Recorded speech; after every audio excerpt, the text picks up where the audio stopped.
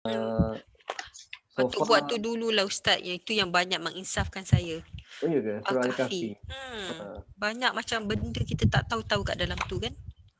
okey, nampak tak slide nampak kan? Nampak? Okey. So, Al-Jumu'ah, Al-Kahfi. Al-Kahfi ni saya di antara perkara yang saya suka tentang surah Al-Kahfi ni, iaitu dia mengajar kita dalam tu ilmu ada, iman pun ada. Kan? Ilmu ada, iman pun ada. Kadang-kadang kita samalah, saya ingat doktor-doktor lagi lah kan berhadapan dengan dunia-dunia fakta, ilmu kan. Kadang-kadang kita skeptikal. Bukan kita skeptikal bermaksud kita ni tidak mahu menerima, tapi memang kadang-kadang kita dah dilatih. Samalah saya pun kan, sebab saya duduk bidang Quran dan hadis, lebih kurang sama je. Apa yang dalil sampai kita akan cek betulkah berdasarkan tafsir, ataupun ada tak hadis tersebut sahih ataupun tidak. Tapi itu soal saya punya tu kira logik lah kan, kita kata sebab itu dalil dalam agama. Tapi dalam hal kita merasa keimanan, dalam hal perkara-perkara yang kita tidak nampak kadang-kadang di luar bidang kuasa kita, maka saya ingat di antara perkara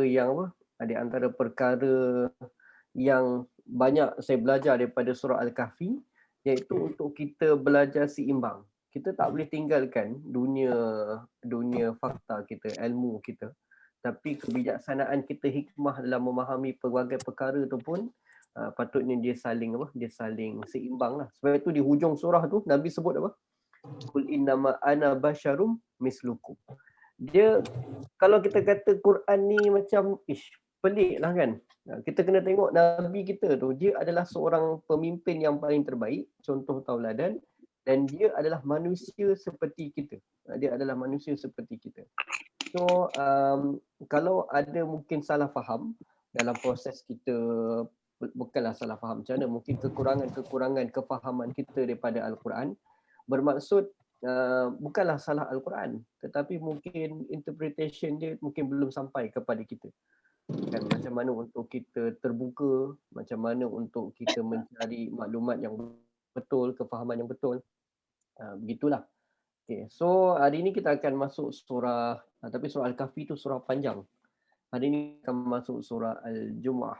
Surah Al-Jumu'ah ni surah yang ke-62. Surah yang dia pendek tapi pengajaran dia sangat syarat, sangat-sangat banyak. Surah yang tak panjang tapi pengajaran yang terlalu banyak di dalam surah Al-Jumu'ah. Hampir setiap ayat ada pengajaran-pengajaran yang besar. Dia tak banyak cerita. Surah Al-Kahfi banyak cerita, kan, banyak cerita. So surah yang panjang tapi banyak cerita. So dia santai lah, santai. Al-Jumu'ah surah yang pendek tapi dia padat. Dia padat. So adil lah. 110 lawan dengan 11 ayat. Lebih kurang dalam 10%. Dia punya jarak ayat tu kan. 110 dengan 110 dengan 11 ayat. Tapi 11 ayat di dalam surah Al-Jumu'ah ni sangat padat.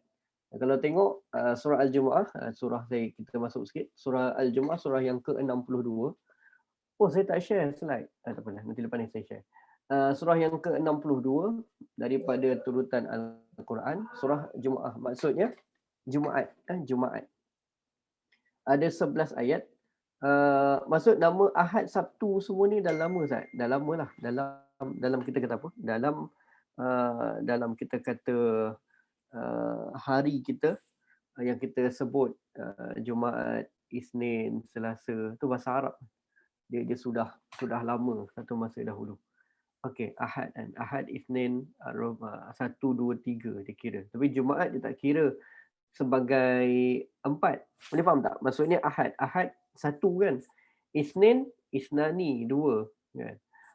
Rabu, Arbi'a, Rabu, Rabi' kan, empat. Khamis, Khamis kan, hari Khamis. Khamis Khamsah, lima. Tapi Jumaat dia tak kira kan. Dia kira Jumaat, dia kira sebagai Jumaat lah kan. Jumaat. Berkumpul, jamaah kan, berkumpul. So Sabtu saya tak pasti apa maksudnya. Tapi kalau ikut kira Isnin sampai 5 kan? Ahad sampai 5. Ahad, Isnin, Selasa, Rabu, Khamis, khamsah kan? Lepas tu Jumaat adalah jamaah kumpul jamak kan. Sabtu saya tak pasti. Maksudnya dalam bahasa Arab. Dalam Arab Sabtu apa Ustaz? Itulah dalam Arab nanti saya cek. Yaumus Sabat kan. Sebab dalam Quran pun dia panggil Sabtu, terjemahan tu banyak tulis Sabtu kan. So nak kaji tu nanti saya cek. Okay. So kronologi ayat ni ada 11 ayat dan ayat ni Madaniyah. Kategori ni sebagai kategori diturunkan di Madinah. Dan kronologi penurunan dia surah yang ke-110. Surah yang ke-110. Agak lewat lah dan habis dah. Dalam sebab itu kandungan Al-Jumu'ah ni dia hampir semua, hampir pelbagai perkara. Pasal cari rezeki, pasal perniagaan dan sebagainya. Kalau kita tengok ayat-ayat yang berada di Madinah, di Mekah, tak ada lagi cerita pasal cari rezeki, bila boleh berniaga, bila tak boleh berniaga. Sebab susah kan? Adalah peniaga-peniaga, tapi kebanyakan pada sahabat yang ada pada masa tersebut, iaitu kalangan golongan hamba ataupun orang-orang yang susah. So ini Al-Jumu'ah. Kemudian ada tak fadilat surah? Fadilat surah secara, kita kata apa? Secara khusus, bacaan ni akan jadi apa, fadilat-fadilat ni kita katakan tak adalah dalil secara khusus. Baca surah Al-Jumu'ah, dia macam surah Al-Kahfi kan. Siapa yang membaca surah Al-Kahfi ataupun siapa yang menghafal 10 ayat daripada surah Al-Kahfi, maka dia akan diselamatkan daripada fitnah-fitnah akhir zaman. Sama dengan fitnah Dajjal. Itu surah. Tetapi fadilat yang ada iaitu fadilat tentang kelebihan surah ini akan selalu dibaca oleh baginda Nabi kita Muhammad sallallahu alaihi wasallam untuk dipadankan dengan surah, dipadankan dalam mouse saya hilang mana dalam begini. Okey, kejap sebab saya tak boleh baca. Alright. Okey. Kelaziman iaitu fadilat iaitu kelaziman Nabi sallallahu alaihi wasallam dan para sahabat membaca dalam solat pada rakaat pertama, manakala al-munafiqun pada rakaat yang kedua. Mostly kebanyakan mereka baca surah ini kebanyakan ni ketika solat-solat sunat, ketika qiyamul lail mereka bacalah surah ini. Tetapi ada juga mereka baca pada waktu-waktu solat yang lain. Contohnya dia baca dalam solat subuh. Kebanyakan dia dibaca dalam solat subuh lah. Sebab solat subuh 2 rakaat menyerupai seperti solat sunat kan.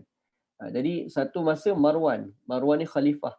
Dia pernah meminta Abu Hurairah radhiyallahu an menjadi imam di Madinah, lepas tu dia nak pergi Mekah. Pagi solat subuh 2 rakaat.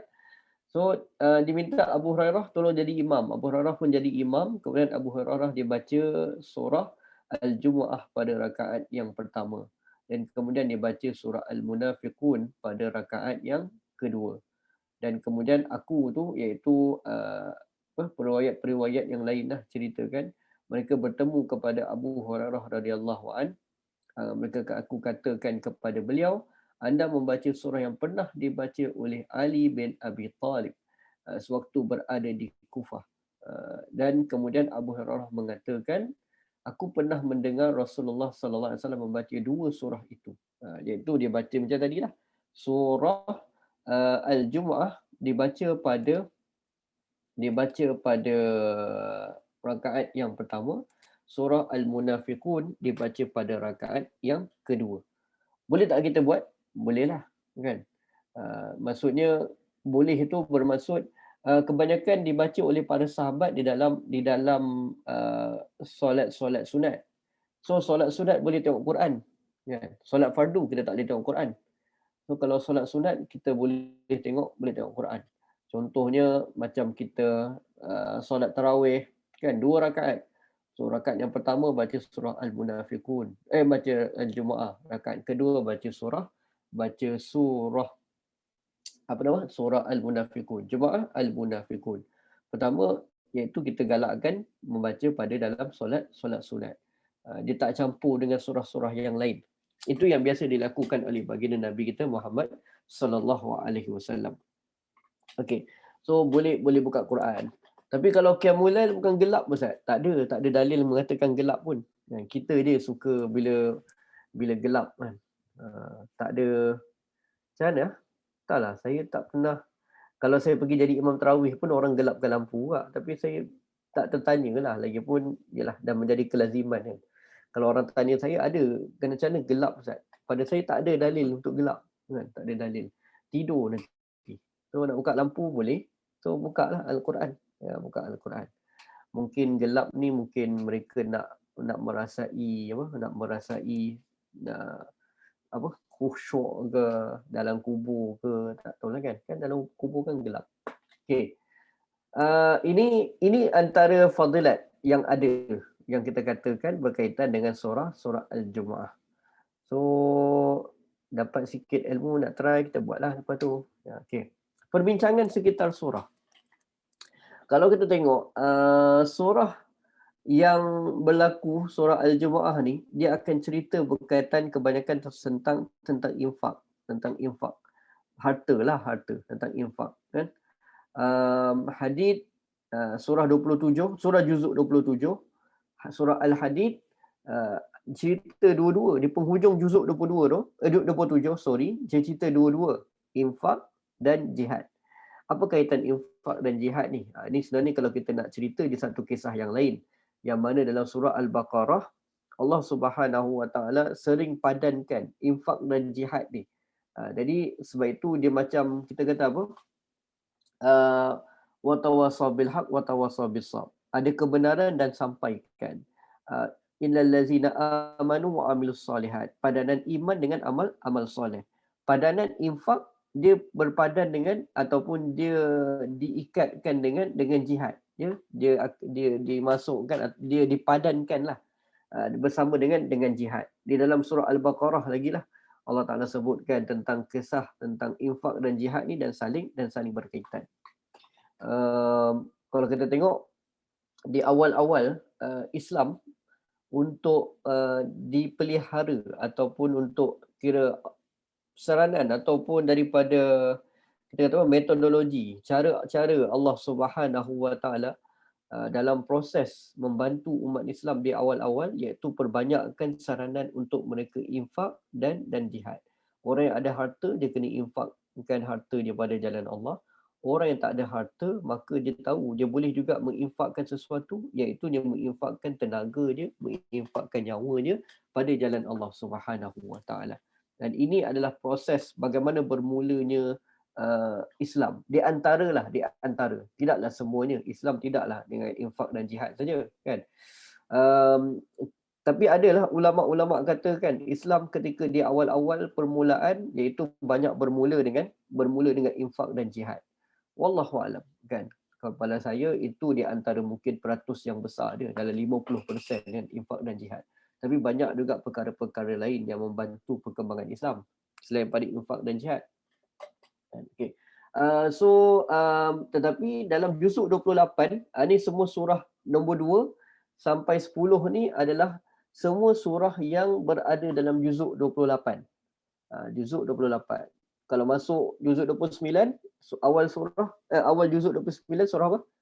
Al-Mulk kan, surah Al-Mulk. Tabarakallazi biyadihil mulk wa huwa ala kulli syai'in qadir. Kita dah pernah syarah Al-Mulk, tak pernah? Lepas ni kita try masuk Al-Mulk pula kan. Okey, so surah Al-Mujadilah. Mujadilah boleh, Mujadalah boleh. Wanita apa? Kira pendebat. Banyak cerita pasal jihad. Surah Al-Hajj, banyak cerita pasal jihad. Kandungan banyak sekitar cerita pasal jihad. Mumtahanah, banyak cerita pasal jihad. As-Saff, banyak cerita pasal jihad. Dan kemudian kita tengok pula Al-Jumu'ah, banyak cerita pasal infak. Jumu'ah, Munafiqun, Taghabun, Talak. Surah Talak cerita pasal infak Ustaz. Ya kan. Banyak berlaku perceraian kadang-kadang bukan kerana soal komunikasi ke apa ke, tapi sebab kerana soal harta kan. Tak memberi, kekurangan harta, jadi berebut harta. Surah Tahrim kembali diikat balik kan, di hujung juzuk 27, di hujung juzuk 28 Al-Hadid dengan surah At-Tahrim. At-Tahrim dia kembali cerita pasal jihad dan infak. Okay. Kemudian ni, so saya kata di antara banyak lagi kandungan-kandungan surah Al-Jumu'ah. Di antaranya surah ini cerita kepada kita keseimbangan antara kehidupan di dunia dan persiapan untuk kehidupan di hari akhirat. Sebab itu kita kata apa? Di antara perkara yang diceritakan dalam surah ini keseimbangan di antara kehidupan dunia dan persiapan untuk di hari akhirat. Sebab itu dalam surah ini di antaranya yang kadang-kadang kita fikirkan kalau ada Al-Quran di sisi kan ataupun kalau ada phone di hujung surah Al-Jumu'ah tu Allah Subhanahu wa taala mengingatkan orang-orang beriman, ya ayyuhallazina amanu idza nudiya lis-shalah min yaumil jumu'ati fas'au ila zikrillahi wa zarul bai'. Hendaklah kamu bersegera untuk pergi solat Jumaat dan kemudian kamu tinggalkan jual beli. Betul? Kan? Tinggalkan jual beli. So, adakah Islam ini rigid? Agama yang rigid? Bila sampai kepada perihal tentang agama, maka kita tak boleh buat hal-hal dunia, berniaga dan sebagainya. Tidak kan? Sebenarnya di awal-awal lagi, surah ini dah cerita kat kita tentang keseimbangan di antara kehidupan dunia dan persiapan untuk hari akhirat. Ataupun kita kata hal-hal ibadah lah. Hal-hal ibadah. So nak kata surah ini rigid, sebenarnya tidak. Sebab di awal dah dicerita. Surah ini dah disuruh kita seimbang. Cuma Allah Subhanahu Wa Taala di penghujung-penghujung surah tu, kan, dia beritahu kat kita supaya tinggalkan benda yang lain untuk pergi solat Jumaat, tinggalkan berniaga. Sebab ialah satu keistimewaan kebesaran solat Jumaat tu yang perkara kan antara yang patutnya diambil ataupun diangkat kebesaran solat Jumaat tu. Jumaah kan berkumpul, iaitu berkumpul dengan ramainya. Yang kedua, Allah Ta'ala beri penekanan untuk meninggalkan hal-hal jual beli perniagaan dan pergi untuk solat Jumaat. Sebab itulah manusia kan. Kalau tak diberi peringatan, maka dia akan lupa untuk pergi beribadat kepada Allah Subhanahu Wa Taala. So bukanlah surah ini nak dikatakan suruh orang Islam dia jadi orang yang rigid ataupun kita nak dianggap sebagai agama yang rigid. Tetapi ini di antara Di antara surah yang suruh kita agar seimbang. Yang kedua, tambahan peringatan. Sebab manusia memang dia cintakan dunia kan. Jadi Tuhan tambah peringatan. Soal dunia tak payah suruh. Kan? Soal dunia tak payah suruh. Soal dunia tak payah keluar dalil. Pergilah berniaga, pergilah jadi kaya kan. Tetapi soal ibadah dia mesti ada peringatan daripada Allah Subhanahu Wa Taala. Okey, tu surah ini cerita pasal keseimbangan dan surah ini juga seruan melakukan solat Jumaat. Seruan melakukan solat Jumaat. Okey, kalau kita ikutkan surah ini surah yang ke-110 diturunkan, surah Madaniyah. Dan sememangnya solat Jumaat sudah pun ada agak lama kan, ada agak lama. Kejap. Ya Aisyah.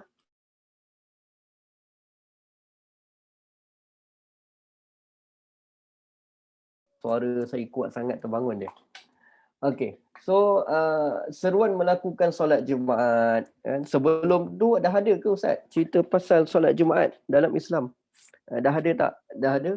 Solat Jumaat dah ada.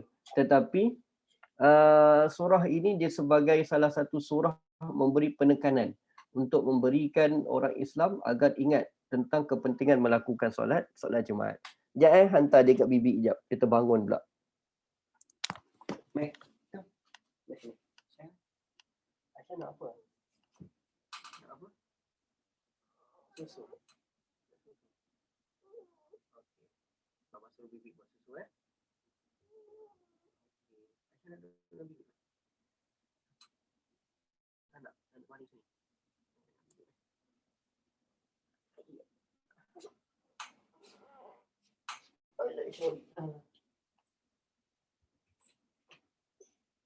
Bibi.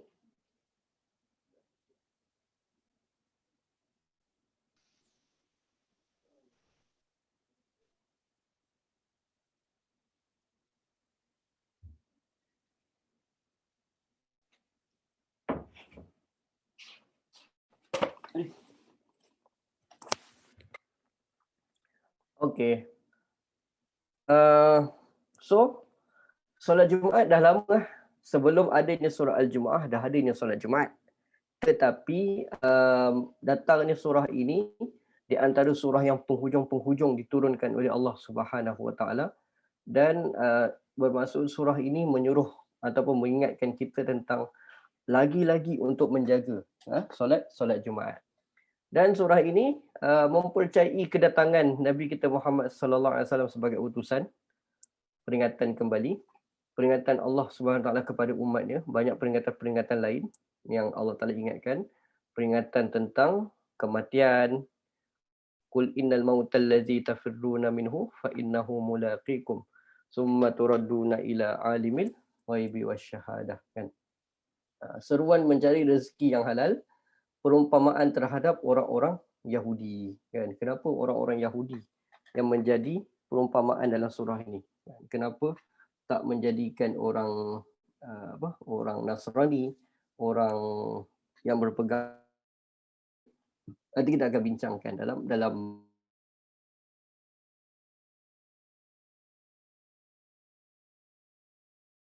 benda yang saya ingat doktor-doktor semua pasal surah Al-Jumu'ah ni. Ada satu pertandingan kat Indonesia, kalau pernah tengok video orang duk viral, pertandingan hafazan dekat Indonesia. Budak tu kecil dia, budak tu dalam umur dia dalam 9 tahun, 8 tahun, 9 tahun. So kalau tengok kat YouTube ada kot, nanti saya cuba dapatkan link. Budak tu dia disoal dan soalan yang sampai adalah surah Al-Jumu'ah, kan. Masalul ladzina humilut taurat tu. Okey. Al-Jumu'ah 62. So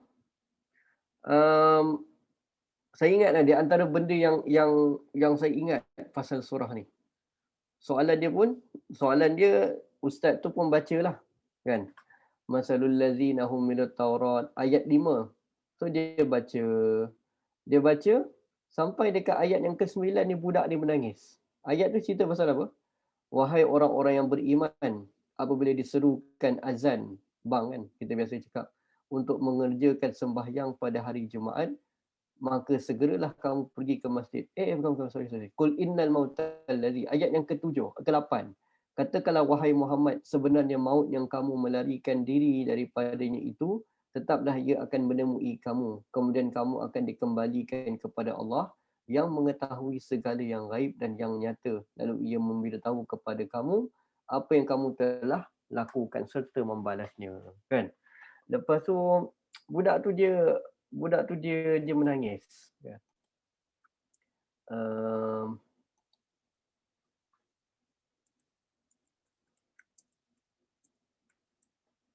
Budak sekolah. Ikut. Bukan surah Al-Mulk, Al-Jumu'ah.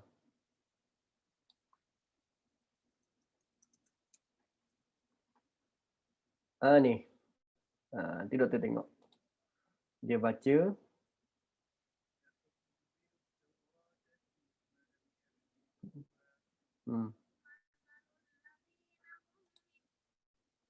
So dia berhenti.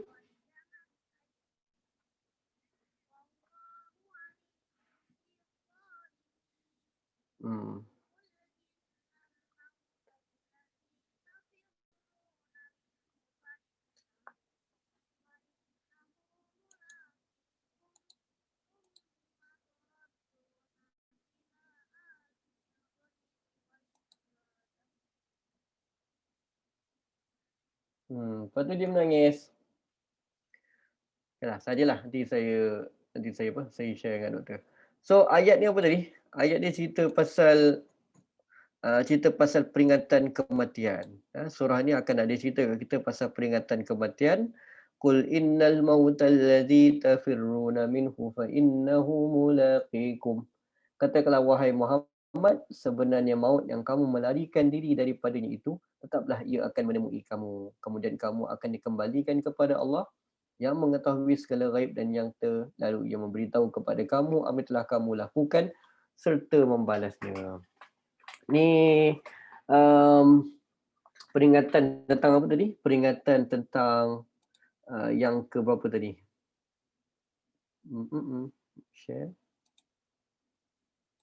Okey. Peringatan yang ni kan, 5. iaitu peringatan manusia akan kematian. Peringatan manusia akan kematian.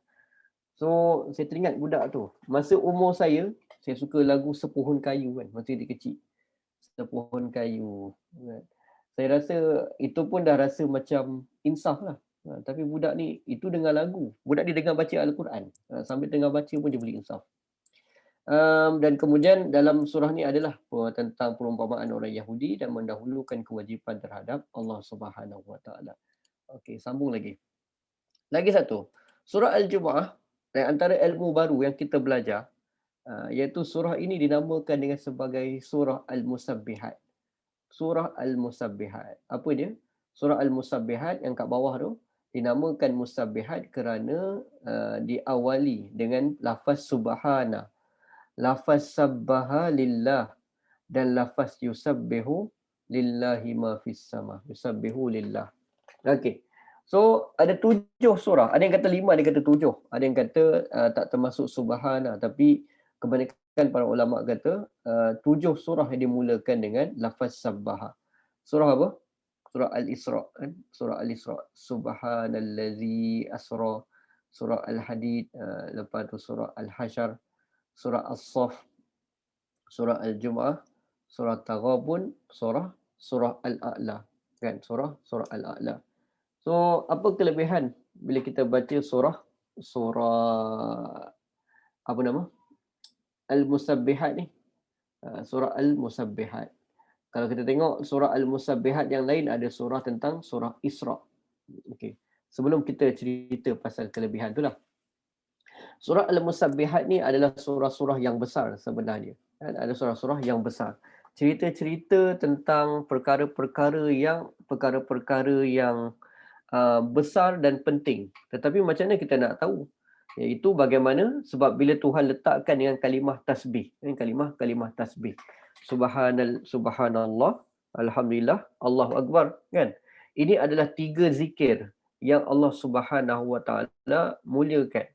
Kalaulah Allah Taala sebut, ataupun kalau ada hadis pun Nabi sebut sallallahu alaihi wasallam, Nabi sallallahu alaihi wasallam sebut, barang siapa yang membaca subhanallah, alhamdulillah, Allahu akbar pada malam hari, maka Allah Taala akan mengangkat segala kepenatan dan kesengsaraan dia pada hari tersebut. Benar? Kan di antara petua tak nak letih kan? Petua tak nak letih. Nabi SAW ajarkan, iaitu pada malam hari, wahai Fatimah, bacalah subhanallah, alhamdulillah, Allahu akbar. Ada banyak kalilah, ada perkara yang Nabi SAW sebut kepada Fatimah selepas solat. Tetapi kita boleh tahu di antara hadis yang disebut oleh Nabi SAW, siapa yang baca subhanallah, alhamdulillah, Allahu akbar, maka pada hari tersebut Tuhan akan mengangkat keletihan dia, kepenatan dia, dan juga kesengsaraan dia pada hari tersebut. So kalau letih malam, baca, kan? Baca subhanallah. Ada yang kata subhanallah 33, alhamdulillah 33, ada yang kata Allahu akbar 33, ataupun ada yang kata subhanallah 33, alhamdulillah 33, Allahu akbar 34 kali. Cukup jadi 100. Cukupkan jadi 100. So ini 3 zikir yang besar. Di antaranya lafaz ya, subhana ataupun lafaz tasbih kan. Subhanallah maksudnya tasbih. So bila ada lafaz-lafaz tasbih dalam sesuatu surah, inilah di antara isyarat yang kita tahu bahawa surah ini di antara surah yang besar. Saya bagi contohlah.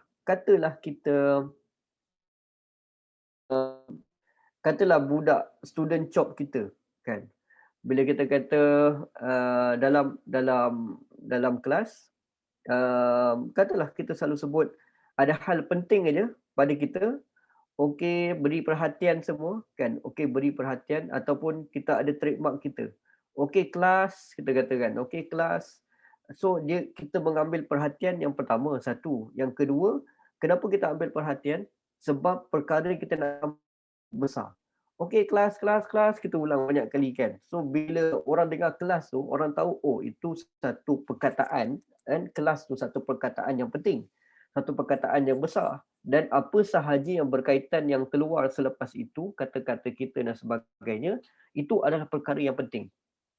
Kita tengah mengajar, katalah dekat-dekat nak hujung semester, kita pun ulang kaji balik kan, sepanjang semester pertama, slide-slide kita, tajuk-tajuk kita. Okey kelas, tengok yang ni, kita kata kan. Kalau jadi student, patutnya dia boleh tangkap apa? Oh, rasanya soalan ni keluar ni kan, tajuk ni keluar. Sebab dia ada sesuatu yang berbeza dengan cara yang lain-lainnya. Jadi Allah Subhanahu Wa Taala di antara perkara yang diberi perhatian dan sehingga Nabi SAW suka terhadap ayat-ayat tersebut, iaitu dipanggil sebagai surah Al-Musabbihat, sebagai surah Al-Musabbihat. So surah Al-Musabbihat ni dia adalah surah-surah yang besar. Dia adalah surah-surah yang penting. Musabbihat ni bermaksud ada tasbih lah. Sabbihis ataupun subhana, sabbaha, yusabbihu, itu musabbihat. Surah Al-Isra, apa yang besar surah Isra sehingga Allah Ta'ala bertasbih? Peristiwa kan, peristiwa Isra dan Mi'raj. Lagi apa yang kita ingat dalam surah Al-Isra? Peristiwa yang besar, satu Isra dan Mi'raj. Besar, Isra Mi'raj ni di antara besar. Kita pun sambut setiap tahun dalam bulan Rajab.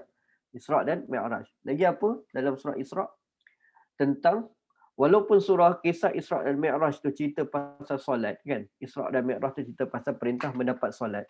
Tetapi sebenarnya dalam Al-Quran, tak banyak, dalam surah Al-Isra tak banyak cerita pasal solat. Yang banyak cerita dalam surah Isra apa lagi?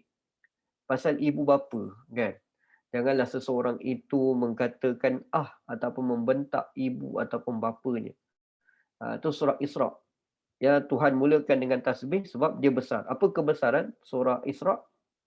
Iaitu tentang Isra dan Mi'raj, peristiwa naik ke atas langit sana dan peristiwa tentang ibu dan bapa. Surah Al-Hadid, surah Al-Hasyr, cerita pasal iaitu kiamat. Cerita pasal kiamat.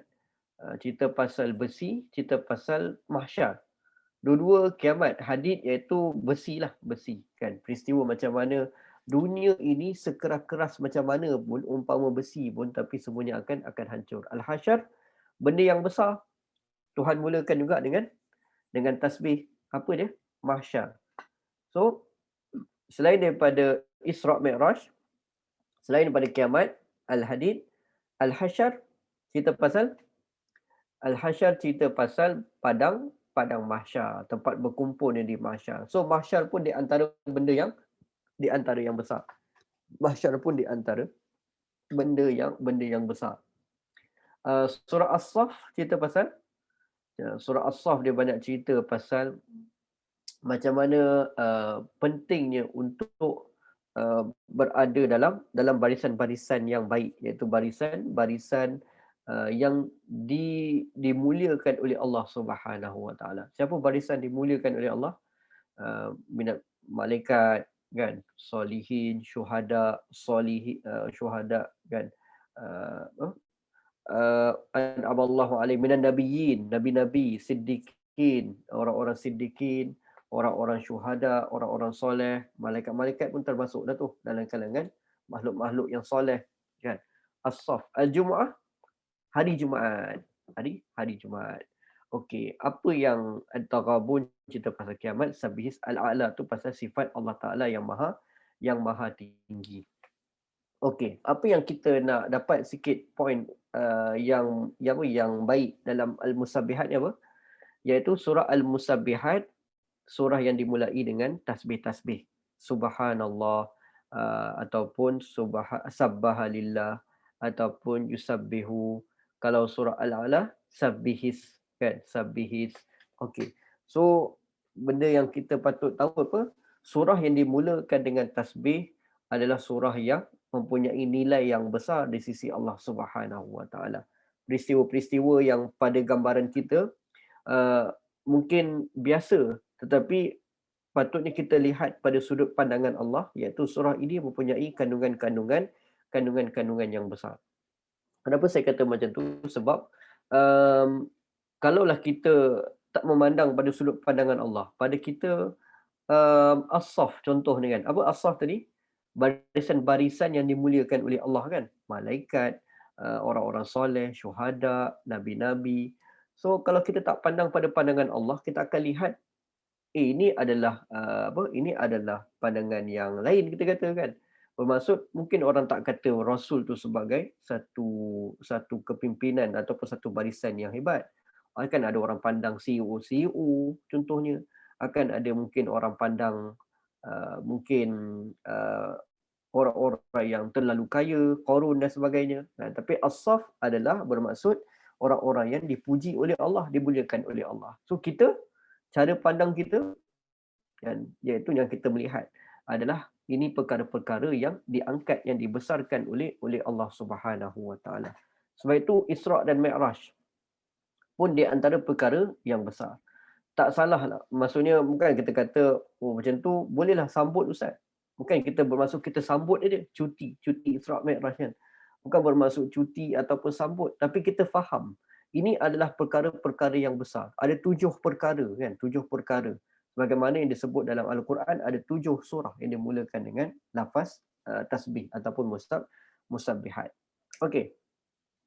Musabbihat, lagi akan masuk surah Al-Jumu'ah sedikit. Musabbihat. Sebab tu ada hadis berkaitan dengan surah Al-Musabbihat dari Abdullah bin Abi Bilal, dari Irbad bin Sariyah. Sariyah siapa? Isteri Nabi kan sallallahu alaihi wasallam, bin Sariyah radhiyallahu anha, bahawasanya Nabi sallallahu alaihi wasallam sentiasa membaca Al-Musabbihat, iaitu surah bukan baca subhanallah je. Dia baca penuh lah, jangan baca subhana dia kan, subhanallah dia. Nabi sentiasa membaca Al-Musabbihat sebelum tidur, dan baginda berkata, sesungguhnya di dalam surah-surah ini kan, terdapat ayat yang lebih baik daripada 1000 ayat. Ayat yang lebih baik daripada 1000 ayat. So kalau satu ayat doktor baca Bismillahirrahmanirrahim, ada berapa ni? Ada berapa huruf? 21 huruf. 21 huruf. Katalah Bismillahirrahmanirrahim. Ada 21 huruf. 21 kali 10 kan? Kali 10. Bila kita baca, Nabi kata satu huruf akan digandakan 10. So doktor semua dah dapat 210 markah pahala kan, kalau ikut logik lah. Kalau baca dalam solat pula, ganda pula kali berapa. Baca dekat Mekah, Madinah kali berapa, 100,000 kali 10,000 kali, kalau baca kat Palestin kali 1,000 contohnya. Ni Nabi sabda ni dekat Madinah lah ni. So bayangkan dalam surah-surah Al-Musabbihat tu, iaitu surah-surah tersebut, ayat-ayat dia lebih baik daripada 1000 ayat. So 1 bismillah tadi, satu ayat aja kita baca dapat 210 pahala. Bayangkan 1000 ayat. Ada berapa banyak pahala kat situ. Nabi kata lebih baik lagi daripada surah-surah yang terdapat dalam surah Al-Musabbihat. Hadis riwayat Abi Daud dan hadis riwayat At-Tirmizi. Kan, hadis riwayat Abi Daud dan Tirmizi. So ni di antara perkara yang berkaitan dengan surah Al-Musabbihat. So macam mana Nabi baca Ustaz? Adakah Nabi baca keseluruhan? Nabi baca, kan ada 7 kan? Tak juga. Ada yang Nabi baca ikut giliran. Nabi baca malam ni Nabi baca surah Al-Jumu'ah, esok Nabi baca surah Taghabun, lusa Nabi baca surah surah Al-Isra', lepas tu ada Nabi baca surah Al-A'la, ada yang Nabi baca dalam solat, kan, solat sunat. Nabi yang kadang nak tidur, Nabi tak akan tinggalkan solat sunat. So Nabi akan baca solat sunat, iaitu dia baca surah surah Al-Jumu'ah rakaat pertama, rakaat yang kedua Nabi baca dengan surah Al-Munafiqun. Yang penting Nabi dalam sehari tidak pernah meninggalkan surah Al-Musabbihat ni, di antara 7 surah yang dibacakan ataupun yang ada tadi. So boleh juga di antara perkara yang baru kita belajar untuk dijadikan sebagai tambahan dalam amalan. Sebenarnya banyak amalan kita kan, zikir pagi dan petang, tapi kadang-kadang kita teringin juga nak apa lagi untuk kita menambahkan amal kita, bermula dengan sunnah-sunnah yang kita tahu ini. Dalam surah Al-Kahfi kita dah tahu. Lepas tu kemudian macam mana pengamalan Nabi yang dibaca dalam solat. Sebab itu sunnah ni tak semestinya kita baca Al-Mulk tu kan. Itu pun satu perkara yang baiklah, sunnah Nabi baca setiap malam. Tapi mengikuti perbuatan Nabi dalam solat, rakaat yang pertama baca Al-Jumu'ah, rakaat kedua baca Al-Munafiqun. Itu pun di antara perkara yang mengikuti sunnah Nabi kita Muhammad sallallahu alaihi wasallam. So ni hadis berkaitan dengan surah Al-Musabbihat. Jadi hafal pula surah apa? Surah Al-Jumu'ah pula. Ada baby dah sampai dah. Baby Dr. Huzwa. Okey. Kemudian surah Al-Jumu'ah. Okey. Jadi kita kena tengok dekat skrin.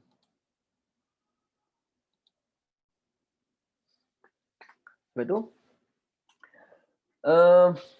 Betul kalau doktor tanya saya kan, apa amalan yang kita nak ikut Ustaz? Nak buat susun amalan. Sangat banyak kan, sangat banyak. Ada zikir pagi dan petang, ada puasa, ada bangun malam. Kalau saya lah kan, saya mengaku je lah. Di antara perkara yang saya tahu saya lemah adalah bab berpuasa kan, bab berpuasa. Kalau puasa Ramadan saya cukup je 30 hari, jarang ponteng lah ataupun tak puasa ke. Tapi kalau puasa sunat ni rasa macam aduh, ada je kan kejap lagi orang nak ajak pergi sarapan sana lah, sarapan sini lah kan. So bab kata Dr. Zalina glowing kan. Padahal banyak makan. Okay. So kita kata apa? Di antara yang benda yang mudah pada saya share lah kan. Saya hafal Quran dan saya kena ulang hafalan Quran. Jadi antara sunnah Nabi yang saya suka ikut adalah berkaitan dengan bacaan Al-Quran. Contohnya Jumaat baca Kafi kan. Lepas tu setiap malam baca Al-Mulk. Lepas tu zikir subhanallah alhamdulillah Allahu akbar tu lah sebelum tidur kan. Lepas tu itu pun bacaan juga. Saya suka benda yang macam ni lah kan. Baca ayatul kursi lepas solat. Dan di antaranya saya akan pilih salah satu surah Al-Musabbihat untuk dibaca dalam sehari. Dan tak kisah bukannya malam je, siang hari kan. So kalau rasa macam tak rajin sangat nak mengaji, nak buat amalan lain-lain, mengajilah kan. Duk ulang hafazan Quran dengan masa yang sama kita faham itu adalah di antara amalan sunnah Nabi kita Muhammad sallallahu alaihi wasallam. Okey. Tapi betul lah, saya kalau bab tengah-tengah malam bangun awal pagi ke okey lagi. Bab berpuasa ni kadang-kadang tak tahulah. Tapi saya suka ada orang-orang yang memang rajin berpuasa. Saya ada mak saudara saya rajin, orang tua kan. Itu kadang-kadang amalan ni tak kira lah kau ada sijil ke, ustaz tak ustaz je kan. Saya ada seorang orang tua, mak saudara rajin puasa kan. Lepas tu baca Yasin setiap malam. Lepas tu bangun qiyamul kan, bangun awal qiyamul. Tapi dia belajar pun belajar mukaddam aja kan, belajar sifat 20, amalan-amalan orang kampung tu je lah. Ilmu-ilmu dulu-dulu je. Okey. So surah Al-Jumu'ah pun dimulakan dengan lafaz tasbih kan. Yusabbihu lillahi ma fis samawati wa ma fil ard. Segala yang ada di langit dan yang ada di bumi mengucapkan tasbih kepada Allah yang menguasai sekalian alam, yang maha suci, yang maha kuasa, lagi maha bijaksana kan. Lagi maha bijaksana. So ayat surah ini, surah tentang Jumaat, tema dipanggil surah Al-Jumu'ah ni, dipanggil surah, tadi kita tak bincang. Kenapa dipanggil surah Al-Jumu'ah? Kerana di antaranya perkara penekanan tentang solat Jumaat ni kan, tentang solat Jumaat. Tapi kandungannya pelbagai.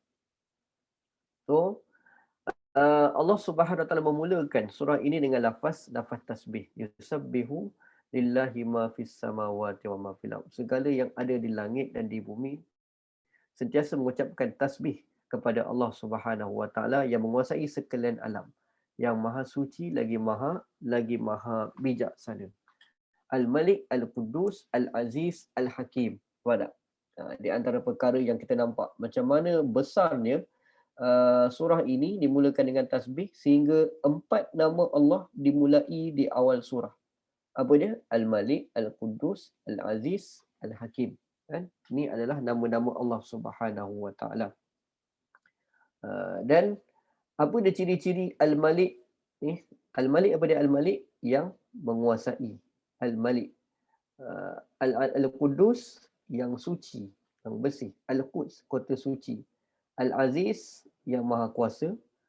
Al-Hakim yang maha bijaksana. Kan? Ini maksud-maksud dia. Tetapi di awal-awal surah ini, apakah kita kata apa? 4 perkara nama Allah Ta'ala ini ada maksud yang tersendiri. Kan? Keseluruhan tu Allah Ta'ala jelaskan. Apa dia maksud ni? Al-Malik, Al-Qudus, Al-Aziz, Al-Hakim, iaitu wallazi ba'asa fil ummiyina rasulan minhum yaslu alaihim ayatihi wa yuzakkihim wa yu'allimuhumul kitaba wal hikmah wa in kanu min qablu la fi dhalalim mubin. Sifat-sifat yang ada dalam ayat yang pertama ini diterjemahkan oleh Allah Subhanahu wa taala dalam ayat yang seterusnya, ayat yang kedua. Maksud saya nak suruh doktor semua ambil perhatian kalimah huwa ni. Huwallazi, dia yang. Huwallazi, dialah yang. Huwa ni he, kan, back to Allah. Allazi, yang. Bermaksud ini ni, segala-gala ni yang kita bincang ayat pertama ni, inilah terjemahan dia ataupun inilah yang nak disampaikan oleh Allah. Apa dia Al-Malik, apa dia Al-Qudus, apa Al-Aziz, apa dia Al-Hakim, iaitu Allah Subhanahu wa taala, dialah yang mengutuskan dalam kalangan orang-orang Arab yang ummiyin, seorang rasul Nabi kita Muhammad sallallahu alaihi wasallam daripada bangsa mereka sendiri. Jadi di antara perkara kekuasaan, suci, kuasa dan bijaksana, apa dia?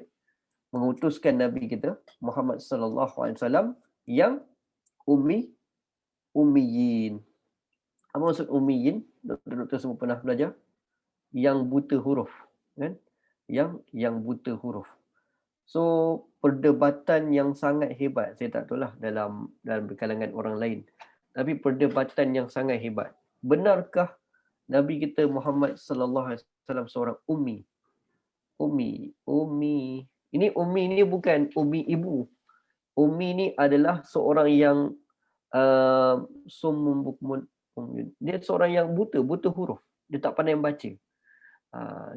Betulkah Nabi kita SAW seorang yang tidak pandai membaca? Kan? Seorang rasul daripada kalangan bangsa mereka sendiri, daripada orang Arab sendiri, yang membacakan kepada mereka ayat-ayat Allah yang membuktikan keesaan Allah dan kekuasaannya. Kan? So perbincangan kita, adakah Nabi kita Muhammad SAW seorang yang ummi? Doktor rasa? Macam mana? Betul ataupun tidak? Yaslu alaihim. Betul. Betul kan? Ya. Berat. Sebelum dia dapat sebelum dia tukar dia punya hati tu. Sebelum tukar dia punya hati ya. Pembedahan tu. Bersihkan hati. Lepas pembedahan tu kan dia macam dia tahu semua. Allah masukkan Quran segedebuk kan. Sebelum tu dia ummi tu. 2 kali kan masa dia bedah hati. Masa kecil ke masa dewasa ni cara? Oh. 2 kali ya. 2 kali. Okey. Itu Syazah dengar mana tu? Dengar mana? Ummi ni tak tahulah. Dia ummi ni adalah buta huruf kan, tidak pandai membaca. Sebenarnya pada masyarakat Arab satu masa dahulu, mereka benda biasa. Benda tak pandai baca ni adalah benda biasa. Kalau kita tengok kan, tapi janganlah bandingkan dengan zaman sekarang. Bila kita bandingkan zaman sekarang, kita rasa macam tak pandai membaca ni satu perkara yang teruk, betul lah kita kata kan. Sebenarnya kalau kita tengok, contohlah, kalau orang kata zaman dahulu rumah kayu bermaksud mundurnya kita tanah Melayu, tak logik lah. Sebab apa? Sebab memang teknologi zaman tu adalah rumah kayu. So, dan orang Melayu boleh buat rumah kayu yang tak ada pakai paku kan. Lepas tu rumah kayu yang pelbagai design, kayu pula kayu tahan lama. Lepas tu ada rumah kayu yang ukir. So ummi ni adalah perkara yang biasa di kalangan orang-orang Arab. Sebab itu mengutuskan di kalangan orang-orang Arab yang ummiyin. Pada masa itu, adalah orang yang pandai baca. Ada yang orang yang duduk di Rom, di Parsi kan. Mereka ada di Rom lah terutamanya. Kan sebelum bagaimana perkembangan falsafah kan, adanya adanya perdebatan satu masa di barat dahulu tentang bagaimana kena adanya ilmu pengetahuan, sebab mereka satu masa dahulu berada dalam zaman gelap sehingga orang-orang gereja mengambil kesempatan untuk menjadikan mereka sebagai hamba abdi. Adalah di Rom sana kan, di Parsi pun ada macam mana perkembangan-perkembangan tentang ilmu pengetahuan. Tetapi ya, diutuskan mereka fil ummiyin. Nabi bukan seorang, Nabi ramai. Dan itulah orang-orang Arab yang berada pada zaman Nabi di Mekah kan, ataupun di Madinah pun, iaitu mereka memang bukan budaya membaca. Mereka adalah buta huruf. Mereka adalah buta huruf. So dan adakah buta huruf ketika zaman itu menunjukkan betapa mereka ni ketinggalan? Tak kan? Macam saya katalah, suatu masa dahulu, katalah di tanah Melayu, mungkinlah kita kata ada setengah negara yang lain yang mungkin mereka datang menjajah kita ataupun mereka duduk kat negara mereka, mereka dah ada bangunan rumah batu. Dan tidaklah bermaksud nak dibandingkan dengan